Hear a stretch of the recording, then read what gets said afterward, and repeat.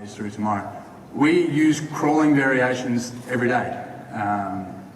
Literally bear crawls, prone, supine, for mobility and coordination, and that's where I'm going to start. So we try and build these into our warm-up. We play games every day, everything from soccer, which we're terrible at, to basketball, to down ball, where I travel with a small bouncy ball that we make up games with, and Tom likes it because it's fun. I like it because it's reaction-based. It's not just a script of go through X, Y, Z, so you have to be in the moment. No two movements are the same, and we're trying to actively build in all of this into the way we train, so to make sure we're fully primed for throwing.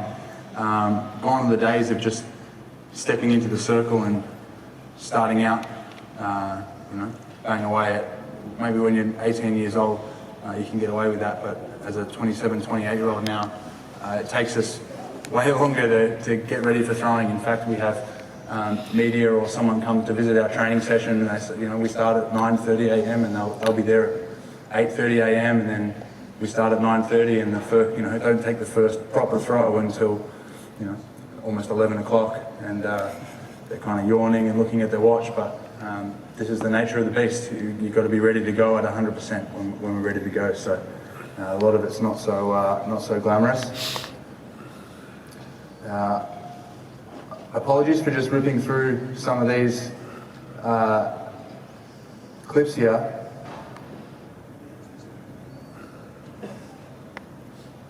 I'll endeavour to demonstrate some of these and to show you why we do them and how we do them, but I'm not Tom, so you can see that I'm not lying here. Gerd was asking before about rotation. This man here, a guy called Mark McGrath, is an Australian man who I worked with, and Mark is a movement consultant, I suppose, expert. He predominantly works in surfing. He works with professional surfers, and we now have been working with Mark for about 2 or 3 years, and a lot of what I'll show you today is plagiarised from Mark, and undoubtedly has helped us. He's a really different guy, but we don't know a lot about rotation. We're only just starting to understand how we think about rotation, and to transcend sort of traditional models of the way things are done, and concepts like breathing and fascia. Wilco mentioned fascia. That's something that's really interesting to us at the moment as well. Understanding fascial networks and fascial slings. How can we tap into these to ultimately increase release velocity, which is the problem we're trying to solve. I also showed you this one yesterday with some isometric variations, and I'll demonstrate some different ones here too today. Again, I'll make all these publicly available. I just wanted to show Tom doing them to start with. All right, hurdle variations. Crank it up to the top, highest it can be. Start a little lower, and we do 6 under. We can talk while we're doing this. Maybe we'll throw a tennis ball. Just be relaxed, okay? I'm feeling a little loose. Let's put the hurdle down. And moving into the hips. Getting ready to go. You can see there's some similarities here with how I'm setting up and how I'm setting up. So I don't want to see this underneath.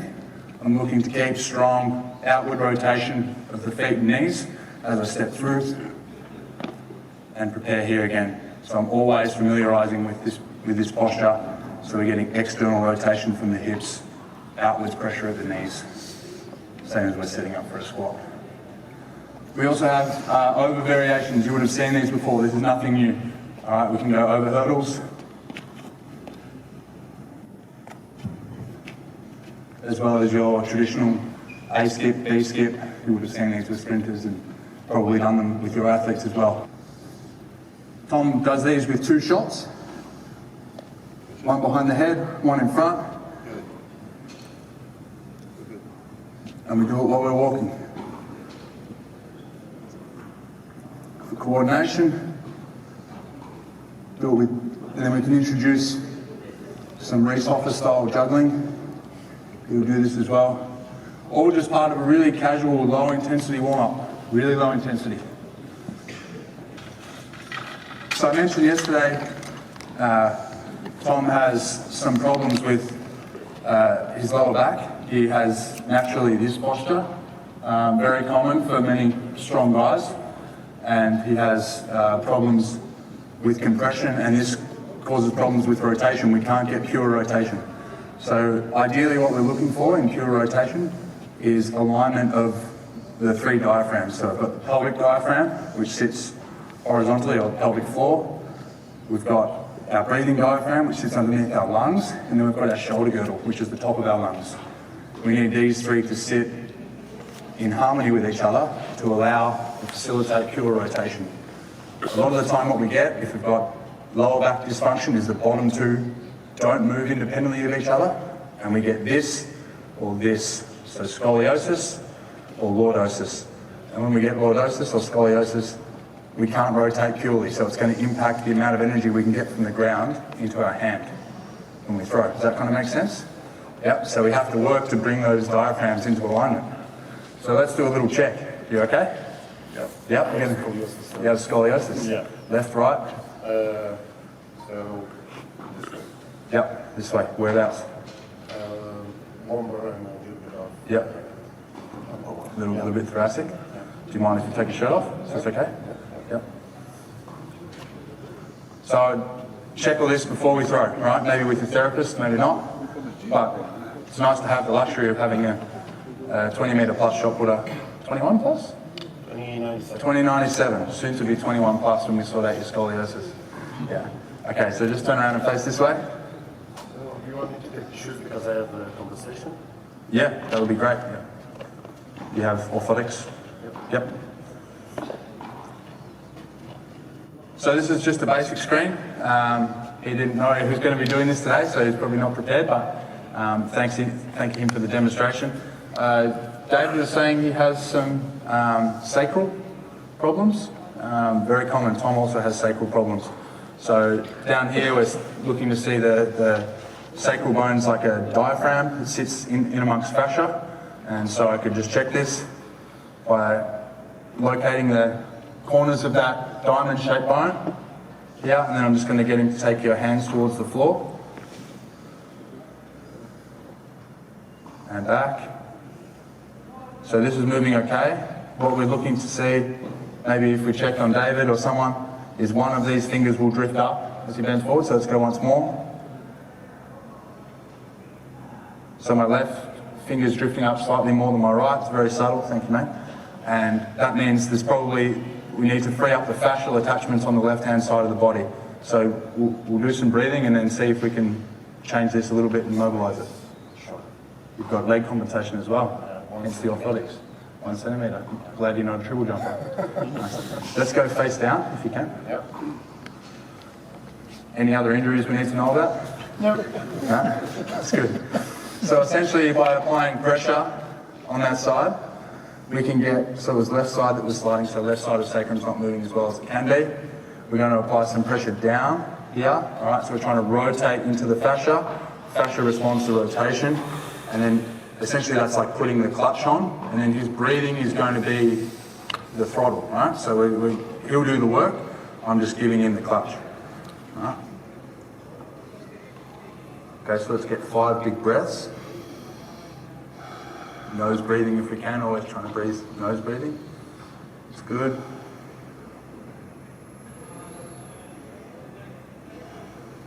Nice. 4.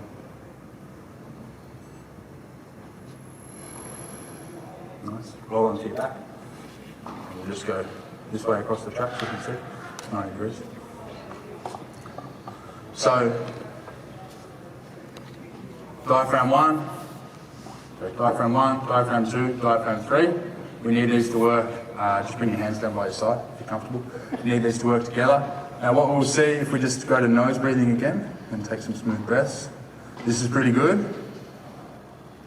The chest will often rise up first. So when we see this, definitely for Tom a couple of years ago, the chest would rise Really what we're trying to promote here is like an inflation of a balloon. If you see a dog, when it breathes and it's panting, it inflates in 3 dimensions like this. So because of furniture, modern lifestyles, and posture dysfunction, we spend most of our days sitting down. We get breathing dysfunction and the breath gets trapped up here, which impairs our ability to rotate. So if that was the case, I'd just bring my hands to your sternum and give you not the option of lifting your sternum here. So we're always trying to access down in here. Questions on this? It's good. Ultimately, what we're going to notice here is a closing of the gap between the lumbar spine and the ground.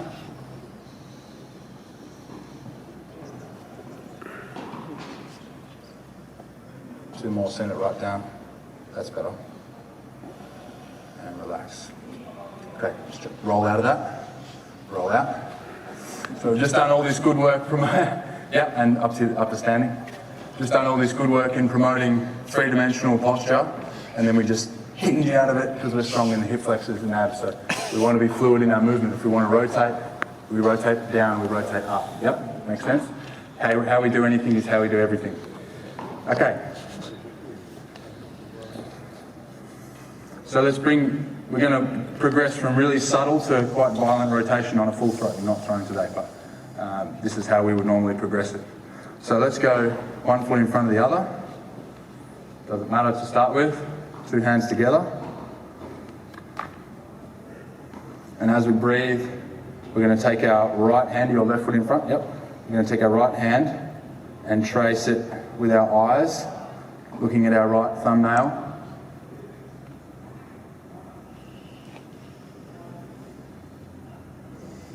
And return.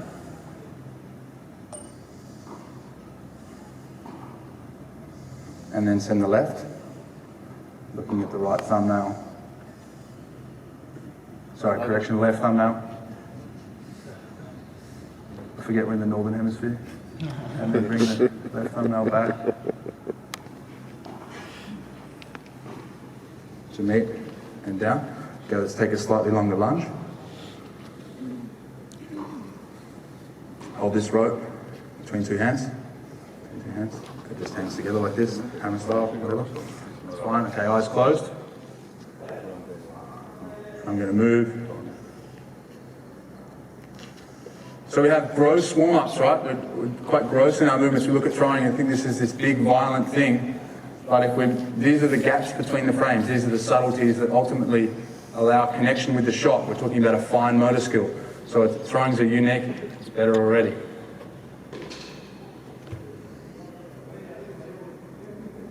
So the neurological activity of this as a warm-up is more demanding than just running 400 meters.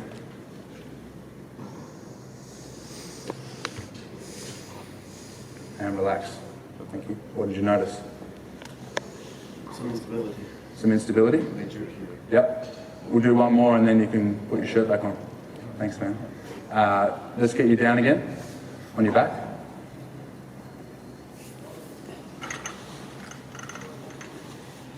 Okay, so you can do this yourself this time. Bring your hands to your sternum, elbows resting on the ground, knees up, feet flat on the floor. Yep. And then we're going to take 3 smooth breaths, keeping downwards pressure on that sternum. So we want to feel like there's a pulley system. There's a pulley at the crown of our head and a pulley at our tailbone, and the rope's coming up the back and down the front. So that's the feeling we're trying to promote. Up, posterior, down, anterior. And relax your elbows on the ground. That's good. Keep that energetic flow. And then we're going to bring just knees up to 90. I don't know like the other flex. We're trying to do as little here with hip flexors as we can. No hip flexors, this is not a hinge. The pulley is doing the work. The energetic reach pattern is doing the work. Okay, and then with your next breath, let's just send your hands towards the ceiling. Reach, yeah, relax.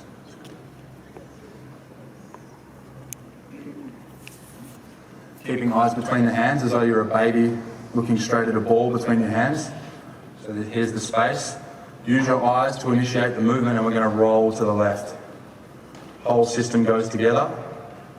Find the point of balance. Sorry, come back. I want you to just find the point of balance where you feel like you're going to collapse and just explore that boundary. Nice, take your time. And then let's bring it back to the right. Eyes through the hands. Find the boundary. Find the boundary, explore it. Spend a breath or two there. And return. Let's do one more each side. So what we're looking for here is there's little breaks. You can see he kind of wants to initiate hands and then hips and then eyes. So we want that whole system to be arranged to allow us to have efficient movement and connection from feet to hands. And it usually, leakage happens through the abdominal cavity and at the ankles and feet. So now that's where we're working, and with Tom now, we're playing around with different shoes and ankle braces to minimise leakage at this extremity. Breathe feet and hands back down. Thanks, mate. Roll out of it. Battery is running low. Done. Any questions on our mobility stuff before we move ahead? Yeah. Would you do this like all the time, or is it just once in a while to check if he's breathing correctly, or what? We do this daily. Yeah. We do Okay. this daily. Every time. Yeah. But we're fortunate to work with a full-time athlete. Again, the asterisk on this is what we do with Tom. This isn't a how to throw a shot put instructional lecture. This is how we approach it. Just from here. Yeah. So we do these just dynamic. Yep, maybe up 40, 50 kilograms, just as a primer before we throw. Another one, mentioned fascia. White tissue adaptation, so fascia, tendons, is a much longer, more chronic adaptation cycle than red tissue. We talked about this with your hand last night. Yep, so it's about constant loading in small doses rather than just going and doing 3 sets of 3. So we want to bounce when we throw, so we want to bounce when we train.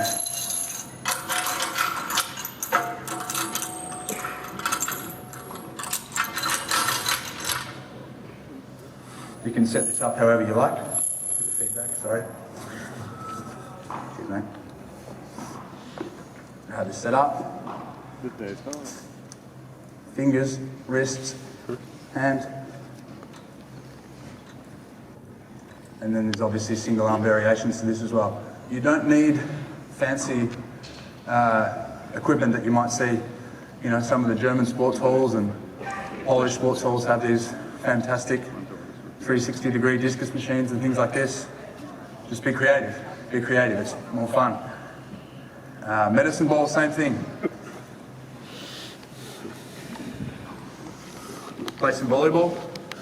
So you can start on your own. Yeah, up. This is easy because it's a small ball. Either that or I'm very strong. It's definitely the first one. And we could pass to each other, play some volleyball, just get the fingers and hands working. Hip, up to the shoulder, and that rotational connection. We use bands, same thing. Bands good for feedback. Yeah.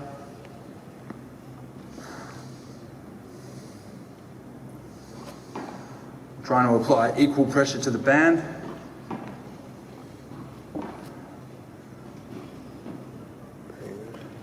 And move on the line of the band is the big one for us. So we're not trying to break the angle of attack. This one's really nice because if we set it up correctly, this is about right. Maybe the band's a bit too strong. It's good for David, not so much for me.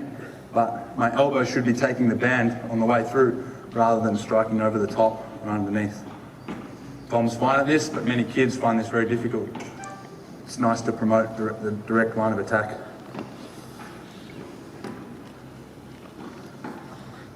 We also use it for throwing. I mentioned the contralateral slings yesterday. Contralateral being diagonally opposite. So left foot to right hand, right foot to left hand.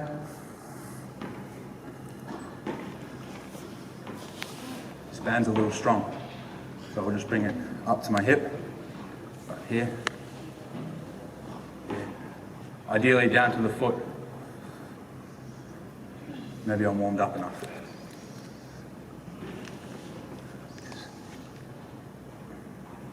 Similar thing to what Vestine's saying, it has to go, the thing that's going to break this is my left side wants to collapse to shorten the band, so I have to work this way to allow me to work this way.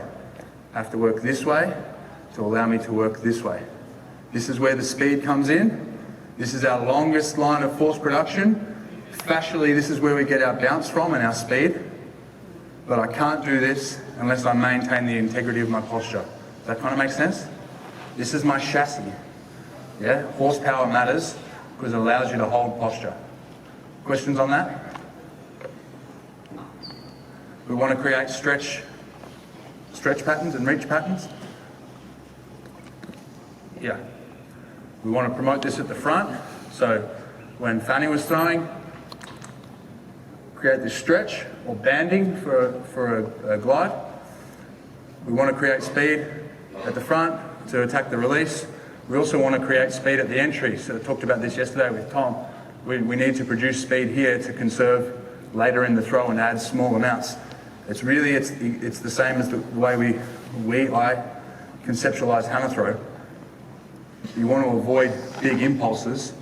In hammer, you have 50 meters of ball path to accelerate the implement. Is that right, Kidway? About right?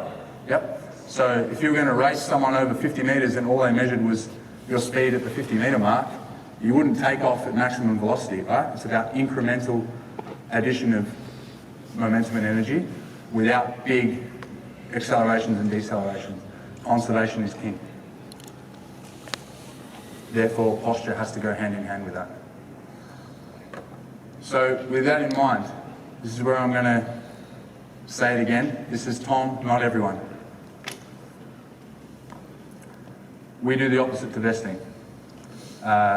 We talked about dropping the left knee here, the left knee to create speed. We look to drive up and across. So I want extension off the left leg to here. Why? Because watch what happens to my 3 girdles if I drop compared to up. This ringing motion, this is what we're after.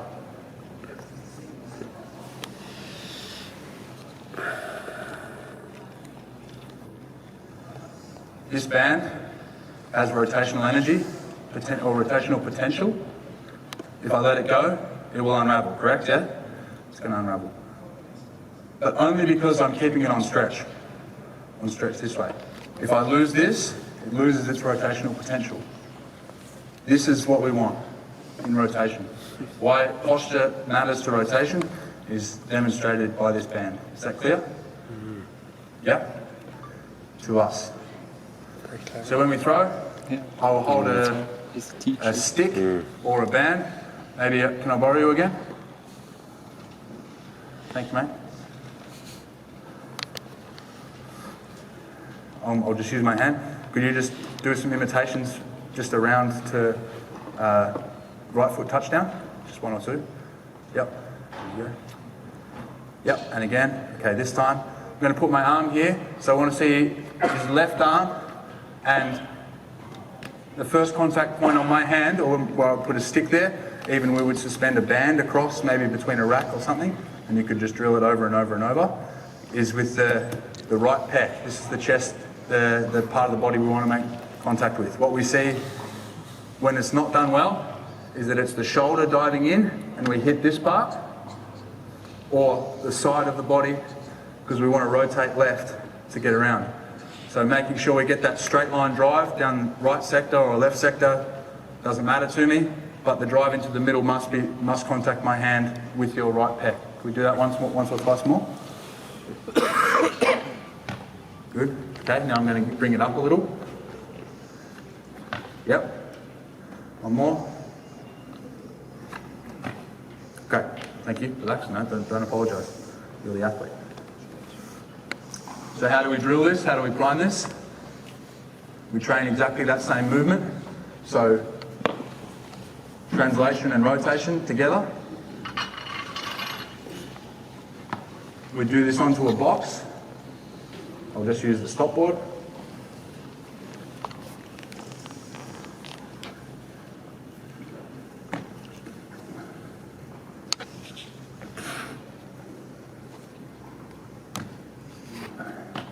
Okay, left and right. Questions? Small doses, none of this is maximal, so we're not looking to load this to the point of failure. You should be able to talk while you're doing it.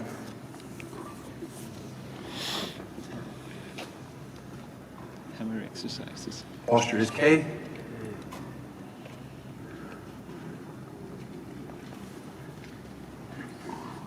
Same variations with a bar or an unevenly weighted bar. Slosh bags, medicine ball, weighted rugby ball, all of the above.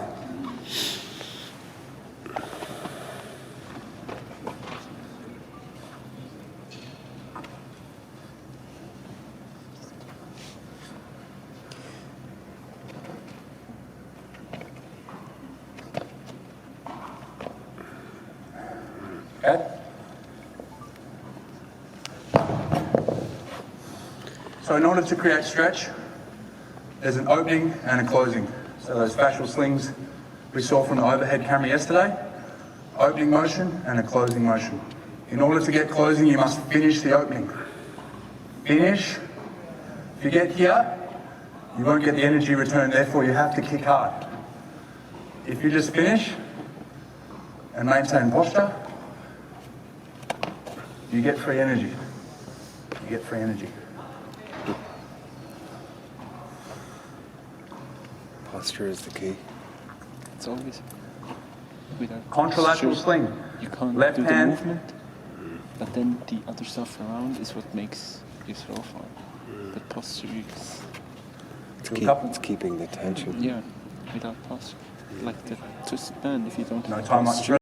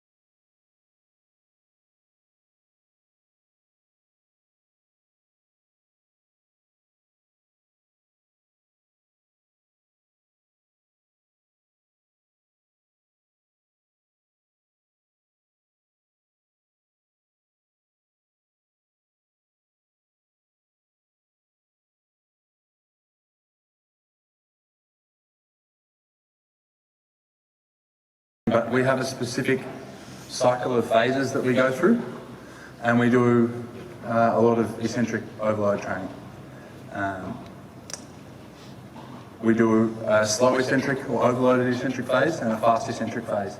So some of the variations you'll be really familiar with, just a bench press, for example, or a squat because it's easy, and I would stand on top and push down on the bar, let it go, easy up. So we would look, and this is one of Tom's real strengths. So on an eccentric squat, Tom can go 450 kilograms plus for a 3-second descent. 3, 2, 1, and then we lift the bar up. 3, 2, 1. Same thing, overload. And then we have to be quite creative with ways that we do it for rotation. Stealing you again, mate.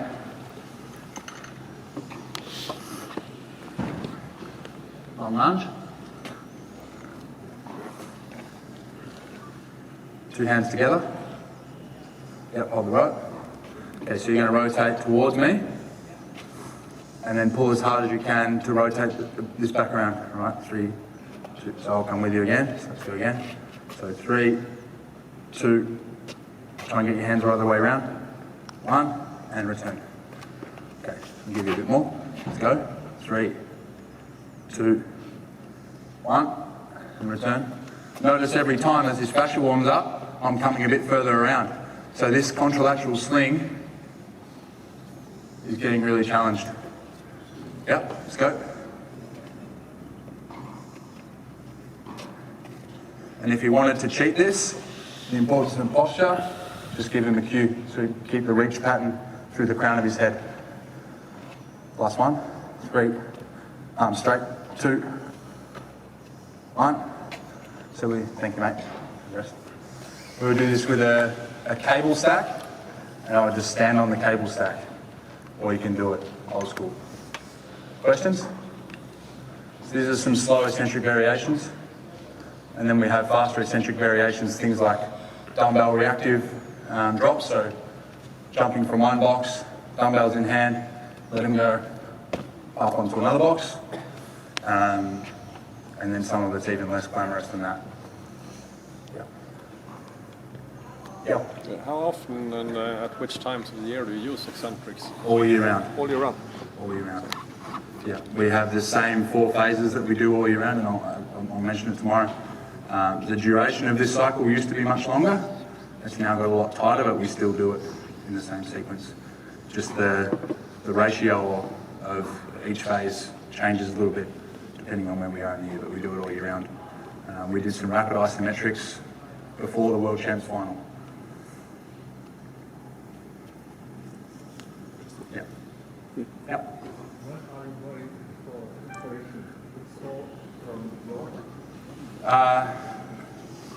No, some of this is fairly established theory. So eccentric overshoot is worth Googling. Google Scholar, not just Google. Deason Peterson wrote a book that I plagiarised one of their graphs yesterday in my presentation about triphasic training. The challenges with this is always trying to bifurcate, to pull apart what's of value and what's true research and what's marketing. Because much of this is people have a product to sell and they say, here's some research, buy my product, it's going to make you faster. Or, and most of it is based around speed. It's sprinters, track athletes, soccer players, and then you've got to get a little bit creative. Like the rotational variations, there aren't many, they just don't exist. So take the theory, apply it, mould it, and we've had far more things that don't work than do. Isometric variations. Box drops are 1, drop into a lunge, so you saw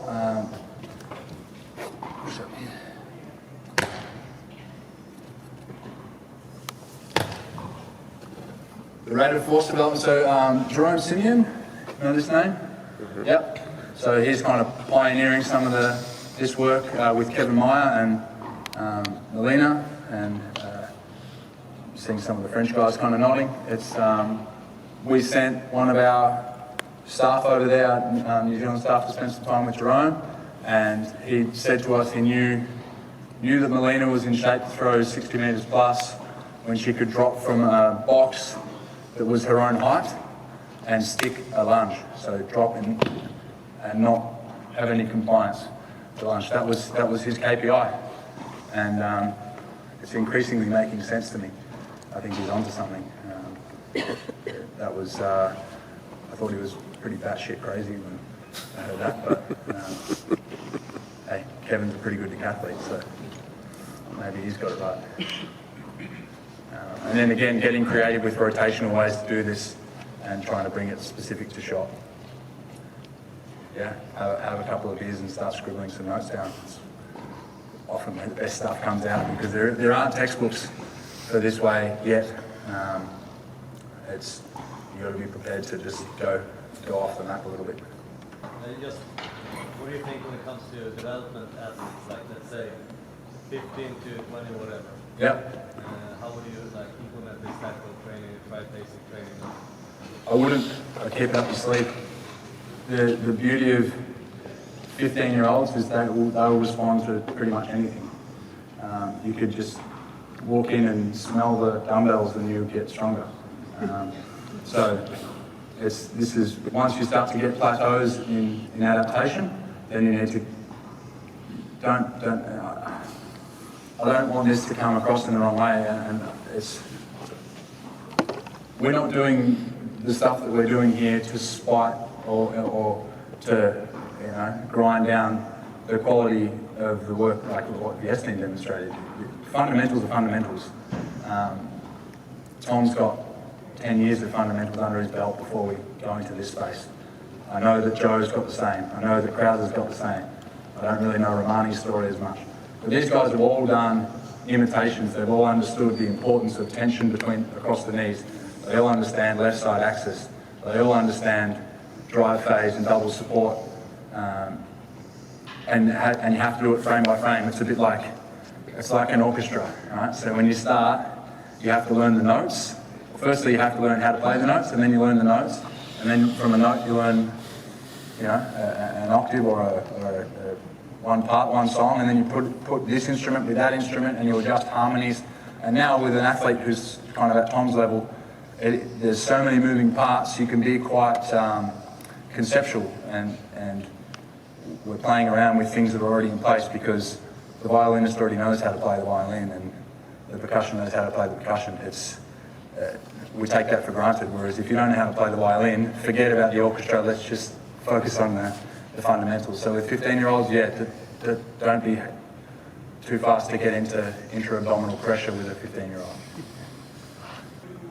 So just for the people down this end, if I can get the question dialed in, what's the relationship between rate of force development or stretch shortening cycle and strength? Yep. Good question.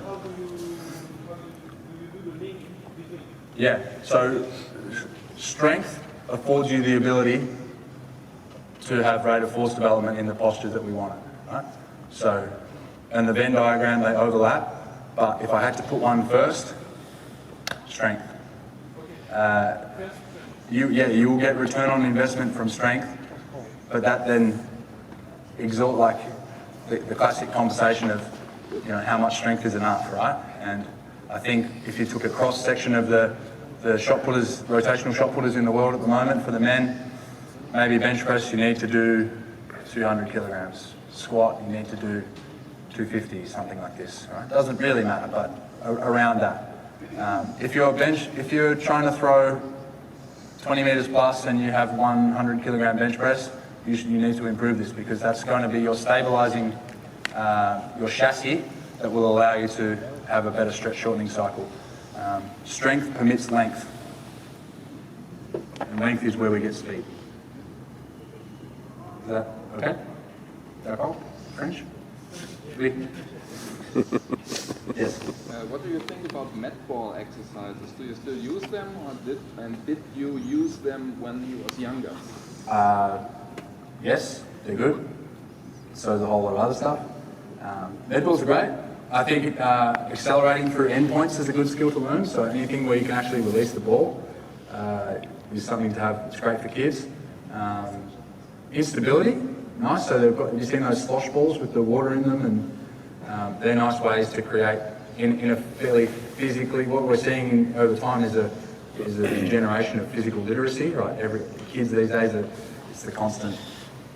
Growing of they're not as coordinated as they used to be. They play too many computer games, yada yada yada. So if you see kids for 45 minutes 3 times a week, you need to cram in as much variation into those sessions as you can. So that, certainly for kids, I would use that. For Tom, not so much. We're quite polarised in the way we do training. It's either really, really, really intense, or it's not. It's either over, 97, 98, 99, 100% intensity, or it's you can talk while you're doing it. So the work we're doing here should be low intensity but high quality, and then we want to take that into the ring. And if we're lifting, there's no point. We're not going to get adaptation from doing stuff that your body already knows how to do. It needs to be a shock to the system, and so that means it's got to be pretty hard. And as a 27-year-old, you can only do so many things in a week that are really hard, and that'll get more polarised probably in another 5 years' time. Med balls, yeah, good tool to have, but there's no, there's no silver bullet here. Variation's the key. Variation, surprise to the body. Last chance. Going once, going twice. Thank you guys, enjoy lunch, we'll be around.